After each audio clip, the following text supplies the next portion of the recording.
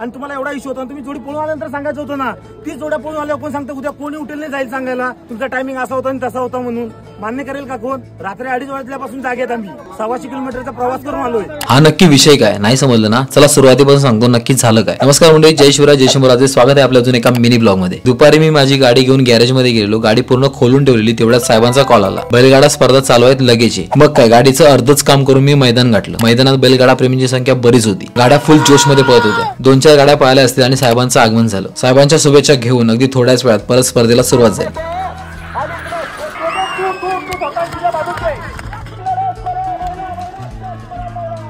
उभ्या असलेल्या बैलजोडी सोबत फोटो व्हिडिओ काढून बैल आणि बैल मालकांमधील हे प्रेम बघून आज खरंच बरं वाटलं. पण काही वेळा वाईटही वाटत होतं. जेव्हा विजेता गाडी निवडायची वेळ आली तेव्हा मात्र थोडासा गोंधळ ऐकू आला. लांजावरून आलेली ही जोडी आज मैदानात पहिली पळाली. 48 सेकंद 25 पॉइंट जोडी पळाली. टायमिंग अनाउन्समेंट झाले, ऑन रेकॉर्ड आहे.